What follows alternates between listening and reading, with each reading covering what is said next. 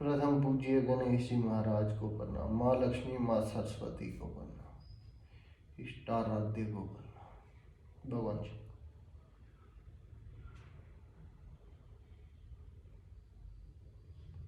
दादा गुरु महेंद्रनाथ गुरु गोरखनाथों को, बाबा सुरगल बाबा सिद्ध गोरियानाथ जी, माँ मल देवी को, महावीर विक्रम मर्यादा पुरुषोत्तम प्रभु श्री राम, माँ सीता राधा गुरे गुरे ने गुरे सृष्टि ज्ञान देने वाले गुरु महाराज जी, माँ भगवती की नौ शक्ति नौ नाथ शास्त्र कुटी। ओम लक्ष्मी नारायणाय नमः।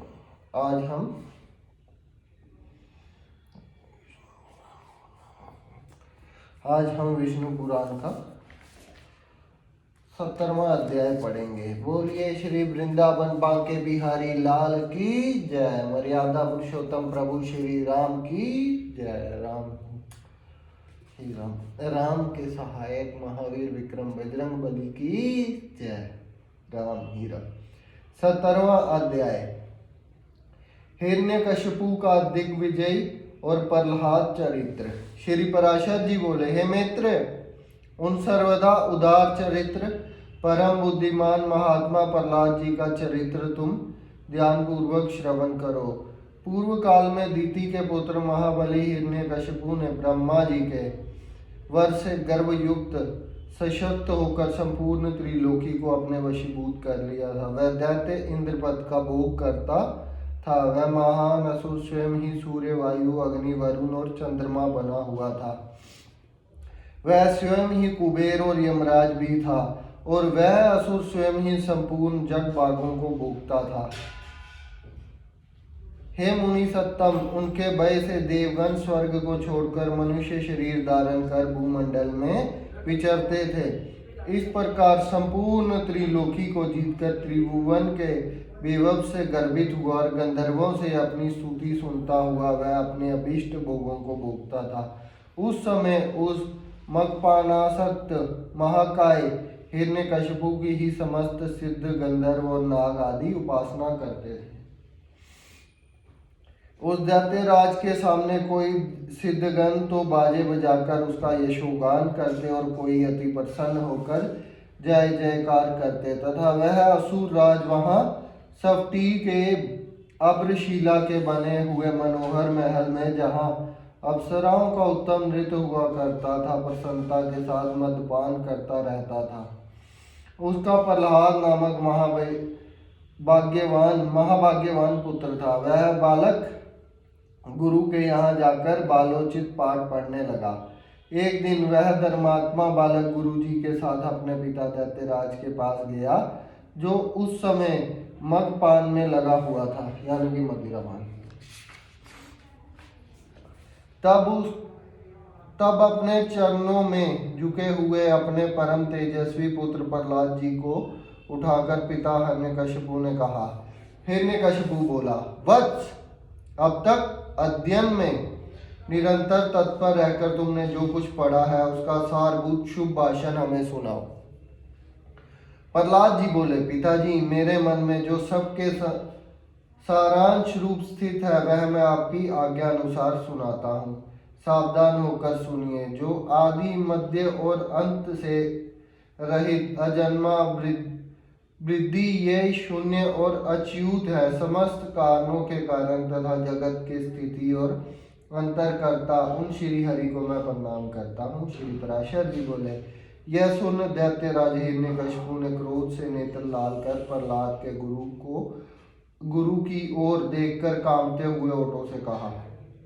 हिरण्यकशिपु बोला, हे दुर्बुद्धि ब्राह्मणादम, यह क्या तूने मेरी अवज्ञा कर इस बालक को मेरे विपक्षी की स्तुति से युक्त असार शिक्षा दी है। गुरु जी ने कहा, दैत्यराज, आपका क्रोध के वशीभूत ना होना चाहिए। आपका यह पुत्र मेरी सिखाई हुई बात नहीं कर रहा है। हिरण्यकशिपु बोला, बेटा प्रहलाद, बताओ तो तुम्हें यह शिक्षा किसने दी है? तुम्हारे गुरु जी कहते हैं कि मैंने तो है। इसे ऐसा उपदेश दिया नहीं है? प्रहलाद जी बोले, पिताजी, हृदय में स्थित भगवान विष्णु जी तो संपूर्ण जगत के उपदेशक हैं। उन परमात्मा को छोड़कर और कौन किसको कुछ सिखा सकता है? जय श्री राम। राम ही राम। हिरण्यकशिपु बोला, अरे मूर्ख, जिस विष्णु का तू मुझ जगदीश्वर के सामने दृष्टता पूर्वक निशंसक होकर बारंबार वर्ण करता है, वह कौन है? प्रहलाद जी बोले, योगियों के ध्यान करने योग्य, जिसका परम पद वाणी का विषय नहीं हो सकता तथा जिससे विश्व प्रकट हुआ है और जो स्वयं विश्व रूप है, वह परमेश्वर ही विष्णु है। हिरण्यकशिपु बोला, अरे मूढ़, मेरे रहते हुए और कौन परमेश्वर कहा जा सकता है? फिर भी तू मौत के मुख में जाने की इच्छा से बारंबार ऐसा बक रहा है। प्रहलाद जी बोले, हे तात, वह ब्रह्मभूत विष्णु तो केवल मेरा ही नहीं बल्कि संपूर्ण प्रजा और आपका भी कर्ता, नियंता और परमेश्वर है। आप प्रसन्न होइए, व्यर्थ क्रोध क्यों करते हैं? हिरण्यकशिपु बोला, अरे कौन पापी इस दुर्बुद्धि बालक के हृदय में घुस बैठा है, जिससे अविष्टचित्त होकर यह ऐसे अमंगल वचन बोलता है? प्रहलाद बोले, पिताजी, वह विष्णु भगवान तो मेरे ही हृदय में नहीं बल्कि संपूर्ण लोगों में स्थित है। वे सर्वगामी तो मुझको, आपको, सबको और समस्त प्राणियों को अपनी अपनी चेष्टाओं में प्रवृत्त करते हैं। हिरण्यकशिपु बोला, इस पापी को यहाँ से निकालो और गुरु के यहाँ ले जाकर इसका बलि प्रकार शासन करो। इस दुर्मति को ना जाने किसने मेरे विपक्षी की प्रशंसा में नियुक्त कर दिया है। जय श्री राम। बोलिए श्री हरि विष्णु की जय। श्री पराशर जी बोले, उसके ऐसा कहने पर दैत्यगण उस बालक को फिर गुरु जी के यहाँ ले गए और वे वहाँ गुरु जी की रात दिन बलि प्रकार सेवा सुश्रूपा करते हुए विद्या अध्ययन करने लगा। बहुत काल व्यतीत हो जाने पर दैत्यराज ने प्रहलाद जी को फिर बुलाया और कहा, बेटा, आज कोई कथा सुनाओ। प्रहलाद जी बोले, जिनसे प्रधान पुरुष और यह चराचर जगत उत्पन्न हुआ है, वह सकल प्रपंच के कारण श्री विष्णु भगवान हम पर प्रसन्न हो। हिरण्यकशिपु बोला, अरे यह बड़ा दुरात्मा है, इसको मार डालो। अब इसके जीने से कोई लाभ नहीं है, क्योंकि सब पक्ष की हानि करने वाला होने से यह तो अपने कुल के लिए अंगार रूप हो गया है। श्री पराशर जी बोले, उसकी ऐसी आज्ञा होने पर सैकड़ों हजारों दैत्यगण बड़े बड़े अस्त्र शस्त्र लेकर उन्हें मारने के लिए तैयार हुए। प्रहलाद जी बोले, अरे दैत्यों, भगवान विष्णु तो शस्त्रों में तुम लोगों में और मुझ में सर्वस्त्र ही स्थित है। इस सत्य के प्रभाव से इन अस्त्र शस्त्रों को मेरे ऊपर कोई प्रभाव ना हो। श्री पराशर जी बोले, तब तो उन सैकड़ों दैत्यों के शस्त्र समूह का आघात होने पर भी उनको तनिक सी भी वेदना ना हुई। वह फिर भी ज्यों के त्यों नवीन बल संपन्न ही रहे। श्री हिरण्यकशिपु बोला, रे दुर्बुद्धि, अब तू विपक्षी की स्तुति करना छोड़ दे, जा, मैं तुझे अभेदान देता हूँ। अब और अधिक नादान मत हो। प्रहलाद जी बोले, हे तात, जिनके स्मरण मात्र से जन्म, जरा और मृत्यु आदि के समस्त भय दूर हो जाते हैं, उन सकल भय हारी अनंत के हृदय में स्थित रहते मुझे भय कहाँ रह सकता है? हिरण्यकशिपु बोला, अरे सर्पों, इस अत्यंत दुर्बुद्धि और दुराचारी को अपने विषाग्नि संतप्त मुखों से काटकर शीघ्र ही नष्ट कर दो। श्री पराशर जी बोले, ऐसी आज्ञा होने पर अति क्रूर और विषधर तक्षक आदि सर्पों ने उनके समस्त अंगों को काटा, किंतु उन्हें तो श्री कृष्णाचंद्र में आसक्त चित्त रहने के कारण भगवत स्मरण के परमानंद में डूबे रहने से उन महासर्पों के काटने पर भी अपने शरीर की कोई सुधि नहीं हुई। सर्प बोले, हे दैत्यराज, देखो हमारी दाढ़ें टूट गई, मनियां चटकने लगी, फनों में पीड़ा होने लगी है और हृदय कांपने लगा तथापि इसकी त्वचा तो जरा भी नहीं कटी। इसलिए अब आप हमें कोई और कार्य बताइए। हिरण्यकशिपु बोला, हे दिग्गजों, तुम सब अपने सरकन दांतों को मिलाकर मेरे शत्रु पक्ष द्वारा बहकाकर मुझसे विमुख किए हुए इस बालक को मार डालो। देखो, जैसे अग्नि से उत्पन्न हुआ अग्नि उसी को जला डालता है, उसी प्रकार कोई कोई जिससे उत्पन्न होता है उसी के नाश करने वाले हो जाते हैं। श्री पराशर जी बोले, तब पर्वत शिखर के समान विशालकाय दिग्गजों ने उस बालक को पृथ्वी पर पटक कर अपने दांतों से खूब रोंदा, किंतु श्री गोविंद का स्मरण करते रहने से हाथियों के हजारों दांत उनके वक्ष तल से टकराकर टूट गए। तब उन्होंने पिता हिरण्यकशिपु से कहा, ये जो हाथियों के वज्र के समान कठोर दांत टूट गए हैं, इसमें मेरा कोई बल नहीं है। यह तो श्री जनार्दन भगवान महा विपत्ति और कलेश को नष्ट करने वाले स्मरण का ही प्रभाव है।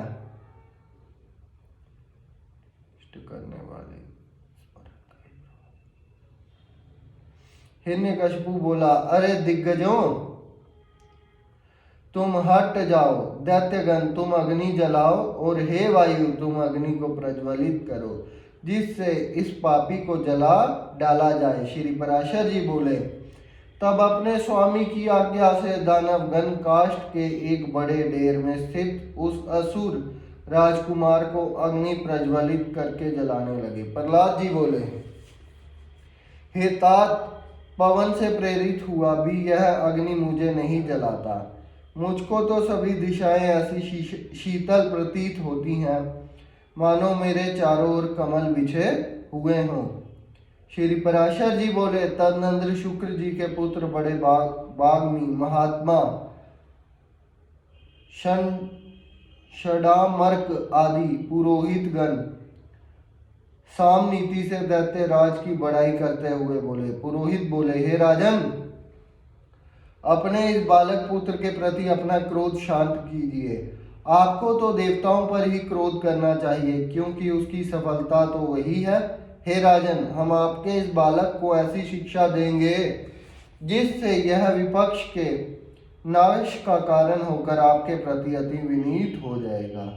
हे दैत्यराज, बाल अवस्था तो सब प्रकार के दोषों का आश्रय होती ही है, इसलिए आपको इस बालक पर अत्यंत क्रोध का प्रयोग नहीं करना चाहिए। यदि हमारे कहने से भी यह विष्णु का पक्ष नहीं छोड़ेगा तो हम इसको नष्ट करने के लिए किसी प्रकार ना टलने वाली कृत्या उत्पन्न करेंगे। श्री पराशर जी ने कहा, पुरोहितों के इस प्रकार प्रार्थना करने पर दैत्यराज ने दैत्यों द्वारा प्रहलाद को अग्नि समूह से बाहर निकलवाया। फिर प्रहलाद जी गुरु जी के यहाँ रहते हुए उनके पड़ा चुकने पर अन्य दानव कुमारों को बार बार उपदेश देने लगे।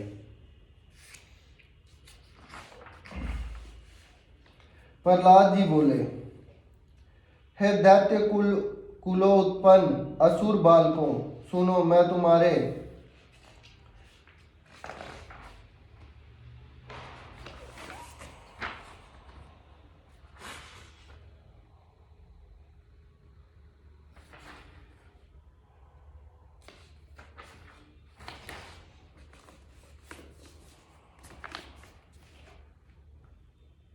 हे दैत्य कुल उत्पन्न असुर बालकों, सुनो, मैं तुम्हारे परमार्थ का उपदेश करता हूँ।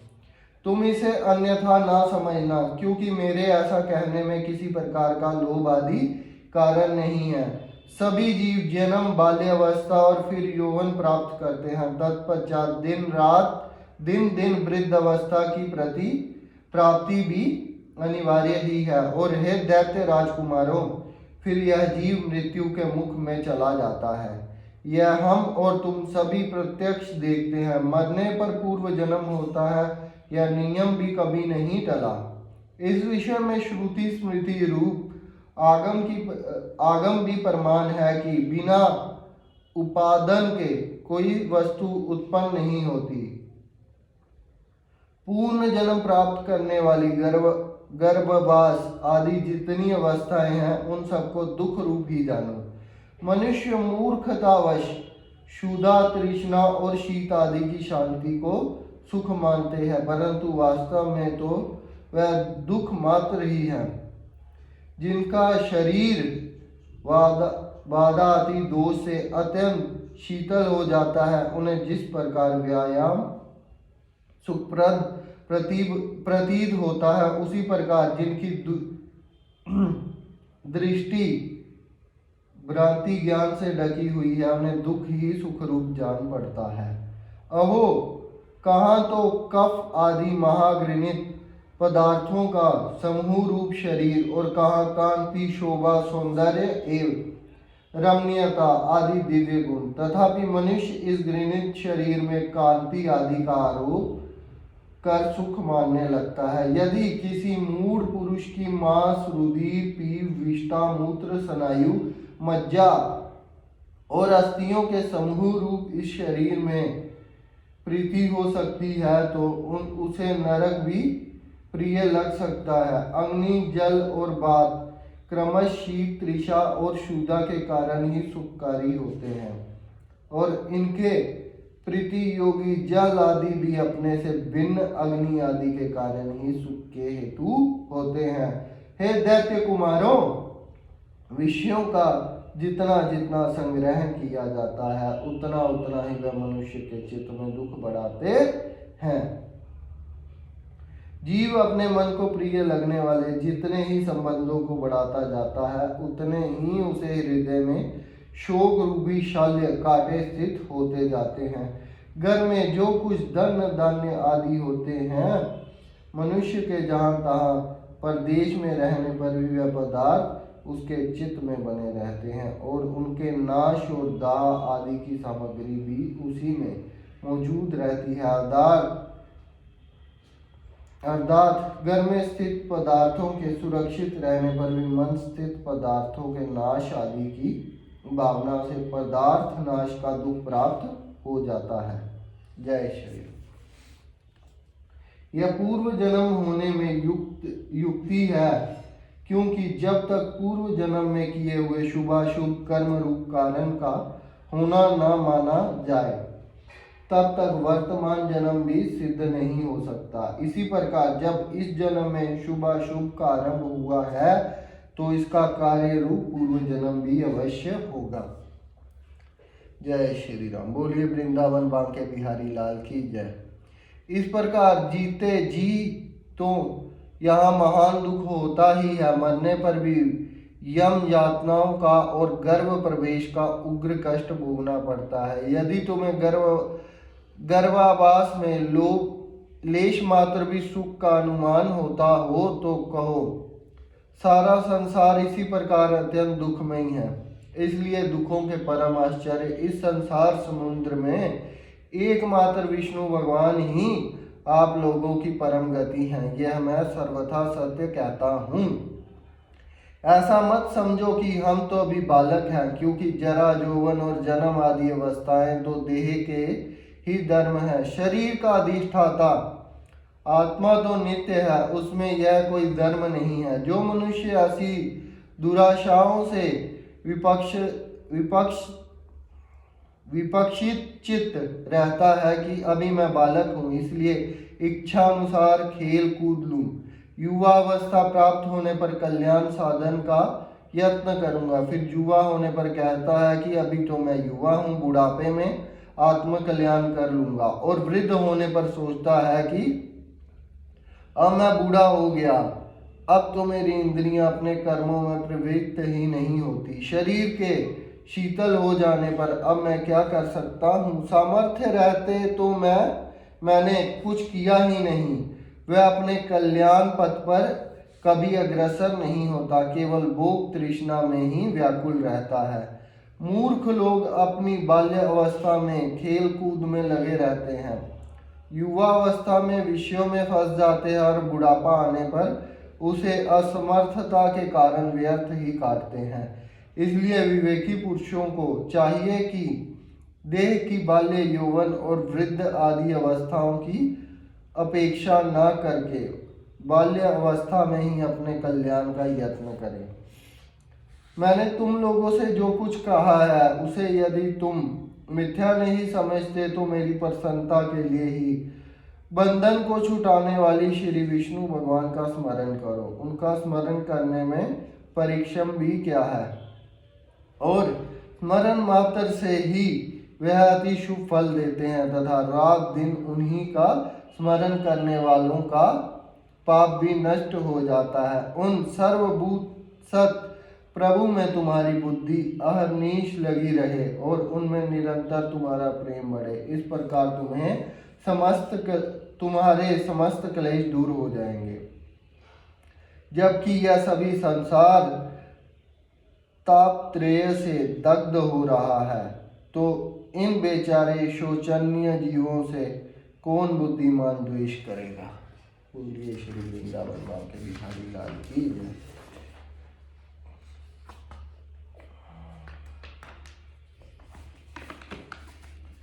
यदि ऐसा दिखाई दे कि और जीव तो आनंद में है, मैं ही परम शक्तिहीन हूँ, तब भी प्रसन्न ही होना चाहिए, क्योंकि द्वेष का फल तो दुख रूप ही है। यदि कोई प्राणी वैर भाव से द्वेष भी करे तो विचारवानों के लिए तो वह अहो ये महामोह से व्यापक है। इस प्रकार अत्यंत सोचनीय ही है दैत्यगण, ये मैंने भिन्न भिन्न दृष्टि वालों के लिए विकल्प भिन्न भिन्न उपाय कहे। अब उनका समन्वय पूर्वक संक्षिप्त विचार सुनो। यह संपूर्ण जगत सर्वभूत में भगवान विष्णु का विस्तार है। अंत विचक्षण पुरुषों को इसे आत्मा के समान अभेद रूप से देखना चाहिए। इसलिए दैत्य भाव को छोड़कर हम और तुम ऐसा यत्न करें जिससे शांति लाभ कर सके। जो परम शांति अग्नि, सूर्य, चंद्रमा, वायु, मेघ, वरुण, सिद्ध, राक्षस, यक्ष, दैत्यराज, सर्प, किन्नर, मनुष्य, पशु और अपने दोषों से तथा ज्वर, नेत्र रोग, अतिसार, पलीहा, तितली और गुल्म आदि रोगों से एक द्वेष, ईर्ष्या, मत्सर, राग, लोभ और किसी अन्य भाव से भी कभी क्षीण नहीं होती, और जो सर्वदा अत्यंत निर्मल है, ऐसे उसे मनुष्य अमल स्वरूप श्री केशव में मनोनिवेश करने से प्राप्त कर लेता है। हे दैत्यों, मैं आग्रह पूर्वक कहता हूँ, तुम इस असार संसार के विषयों में कभी संतुष्ट मत होना। तुम सर्वस्व समदृष्टि करो, क्योंकि समता ही श्री अच्युत की वास्तविक आराधना है। उन अच्युत के प्रसन्न होने पर फिर संसार में दुर्लभ ही क्या है। तुम धर्म, अर्थ और काम की इच्छा कभी ना करना, वह तो अत्यंत तुच्छ है। उस ब्रह्म रूप महावृक्ष का आश्रय लेने पर तो तुम निसंदेह मोक्ष रूप महाफल प्राप्त कर लोगे। इधे श्री विष्णु पुराणे प्रथमे टंछे सप्तदशोट अध्याय,